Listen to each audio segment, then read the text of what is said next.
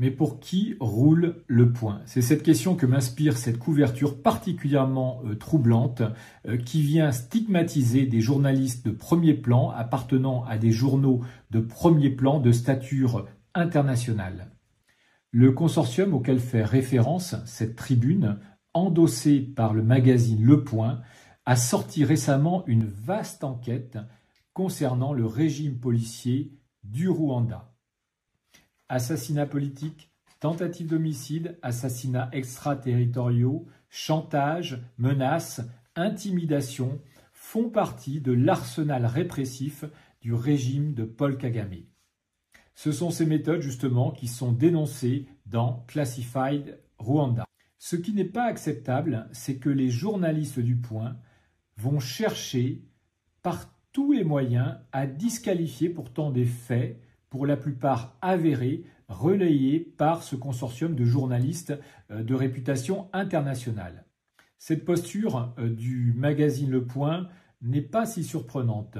Elle s'inscrit dans une stratégie éditoriale visant à protéger le dictateur Paul Kagame et à disqualifier tout narratif susceptible de saper son autorité. Cette tribune est signée par des professeurs, des universitaires qui enseignent parfois à l'école des hautes études en sciences sociales et notamment par Vincent Duclerc.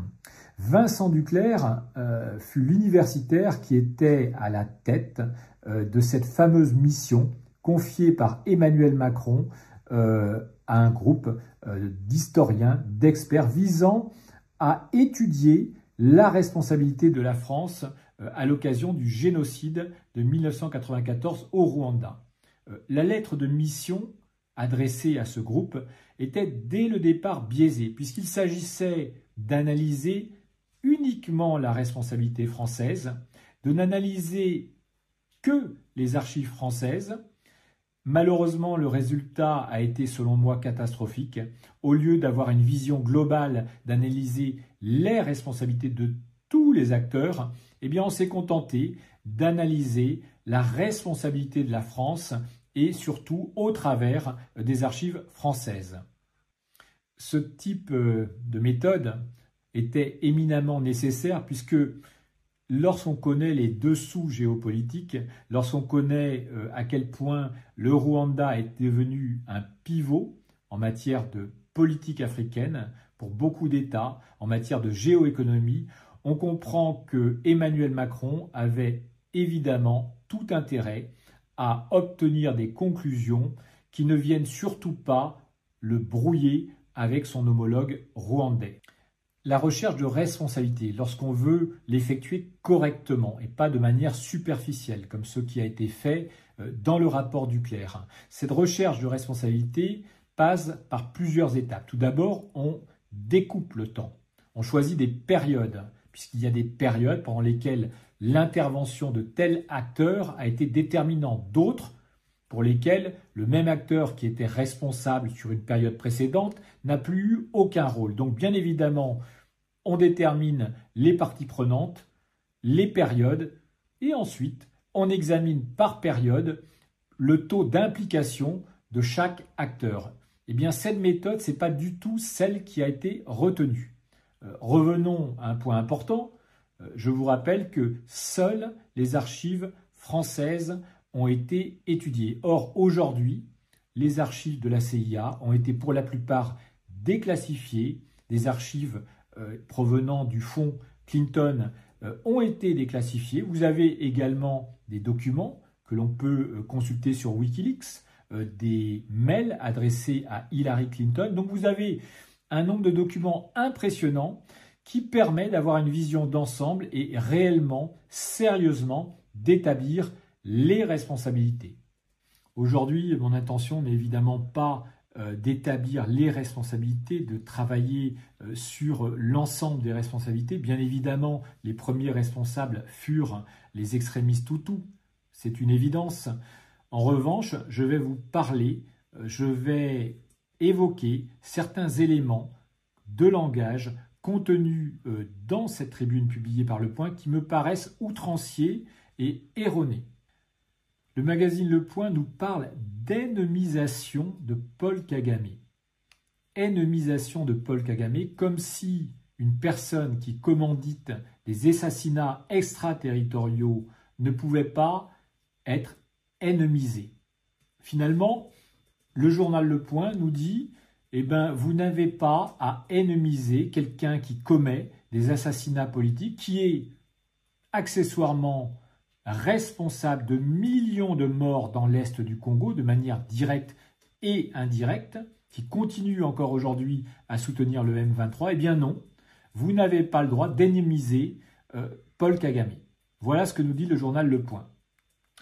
Le journal Le Point nous dit autre chose. Il nous dit vous ne pouvez pas faire de Paul Kagame un démiurge de l'instrumentalisation du négationnisme pour lui reprocher de réduire au silence ses opposants. Aujourd'hui, c'est simple, lorsque vous discutez, lorsque vous évoquez des aspects très importants qui concernent le régime de Paul Kagame, eh bien, vous êtes aussitôt traité de négationniste. Vous êtes empêché finalement de parler. Or, aujourd'hui, à part une extrême minorité, bien évidemment, personne ne nie la réalité du génocide. Personne ne nie la culpabilité des extrémistes hutus. Simplement, l'instrumentalisation outrancière, l'exploitation outrancière du génocide, du négationnisme, permet à Paul Kagame de faire taire ceux qui viennent le critiquer très souvent pour de très bonnes raisons. Et Dieu sait si les journaux qui le critiquent sont des journaux de premier plan. Il y a quelques années, The Financial Times considérait que Paul Kagame avait triché au niveau des statistiques pour présenter le Rwanda sous un jour très ensoleillé, très glorieux. Souvent, vous pouvez lire The Guardian, qu'on ne peut accuser d'être un journal pro-français. Eh bien, ce journal-là va vous citer les assassinats extraterritoriaux, va vous parler des tentatives d'intimidation par Paul Kagame, va vous parler de la corruption, en fait, de la manière dont le régime rwandais va corrompre des porteurs de valises occidentaux. Malheureusement, aujourd'hui, ces porteurs de valises occidentaux sont très présents sur les médias, sont des agents d'influence qui travaillent soit comme des idiots utiles, ou soit peut-être de manière plus explicite pour Paul Kagame. Le magazine Le Point va très loin dans son engagement. Il va même jusqu'à salir une journaliste de premier plan dont l'ouvrage fut encensé par la critique et notamment par Desmond Tutu, prix Nobel de la paix. Il va jusqu'à salir Michaela Wrong. Pourquoi? Parce qu'il lui reproche d'avoir tenu l'argument selon lequel le FPR, c'est-à-dire le parti de Paul Kagame, aurait refusé l'intervention de l'ONU en avril 1994. La réalité, c'est que cette accusation est infondée. Elle est infondée parce que l'affirmation de Michaela Wrong est tout à fait justifiée. J'ai placé à l'écran un document déclassifié, une déclaration du Fonds patriotique rwandais en date du 30 avril 1994 qui effectivement exige, interdit à l'ONU d'envoyer des troupes pour tenter d'empêcher le génocide qui est toujours en cours. Donc c'est un fait. Aujourd'hui, le magazine Le Point vient finalement énoncer non seulement une contre-réalité, il vient affirmer un fait manifestement réfuté et vient se servir de cette réfutation pour venir critiquer Michaela Wrong pour la simple raison qu'elle critique elle-même à juste titre le régime policier dictatorial de Paul Kagame. Aujourd'hui, on le sait, récemment The Guardian l'a révélé, un ancien ministre de la Justice anglais percevait des sommes très importantes par une banque affiliée au régime rwandais. On le sait, Paul Kagame corrompt. Paul Kagame s'adresse à des cabinets d'influence. Paul Kagame cherche à créer une hyper-réalité qui ne correspond pas à la réalité du Rwanda. Malheureusement, il a ses porteurs de valises en France, en Occident, qui continuent à soutenir un régime pourtant assassin. Pour conclure, je vais revenir sur le double assassinat des présidents Hutus. Là encore, le magazine Le Point, lorsque le non-lieu a été prononcé pour insuffisance de charge, sur la base d'un rapport acoustique qui finalement n'a conduit à aucune conclusion sur la responsabilité de tel ou tel parti, le magazine Le Point s'est empressé de considérer que finalement ça devait être les extrémistes Hutus qui furent responsables de ce double assassinat. Aujourd'hui, rien n'est moins sûr. Les choses sont beaucoup plus complexes, mais on peut remarquer que contrairement à la Fondation Jean Jaurès, qui à l'époque affirmait que finalement ce rapport acoustique n'indiquait rien de précis et n'était pas une véritable révolution, par rapport à cette position raisonnable, mesurée, analytique, le journal Le Point, lui, va considérer que finalement l'enquête du juge Trévidic a annihilé, ce sont ces termes, l'enquête du juge Bruguière. Donc aujourd'hui, il y a quand même un problème avec le magazine Le Point. Le sentiment, lorsqu'on observe leur ligne éditoriale sur Paul Kagame, sur le Rwanda, c'est qu'il y a cette volonté de préserver le régime policier du dictateur rwandais. En guise de conclusion, je vais vous rapporter les propos du général Dallaire, qui était le commandant de la MINUAR lors du génocide, lorsque le génocide était en cours. Donc ce commandant rencontra à plusieurs reprises Paul Kagame, et notamment le 2 avril 1994. Le 2 avril 1994, c'est-à-dire quelques jours avant la destruction de l'avion présidentiel. Voici ce qu'il rapporte. Tout ça est dans son livre. Donc dans son livre, j'ai serré la main du diable. Il nous dit ceci. Finalement, je lui ai demandé s'il avait des questions à me poser. Il a voulu savoir ce qui se passait relativement à la proposition concernant l'admission du CDR et du PDI. J'ai regardé son visage, jamais je ne l'avais vu aussi sombre. Il a seulement ajouté que nous étions à la veille d'un cataclysme et qu'une fois enclenché, aucun moyen ne permettrait de le contrôler.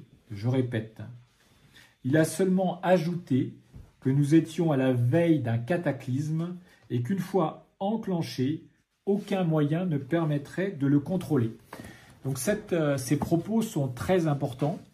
Alors naturellement, il ne faut pas en tirer de conclusions hâtives, mais ce qu'on peut dire, c'est que finalement, on peut imaginer deux hypothèses. Une première hypothèse où, on va dire, Paul Kagame a conscience et informé d'une chose très grave qui est sur le point de se produire. Alors peut-être effectivement ce projet de destruction de l'avion présidentiel par les extrémistes Hutus, il en serait informé, il connaît les conséquences que cet acte va produire, mais pour autant, il s'abstient d'en informer le général Dallaire. Il ne donne aucun élément.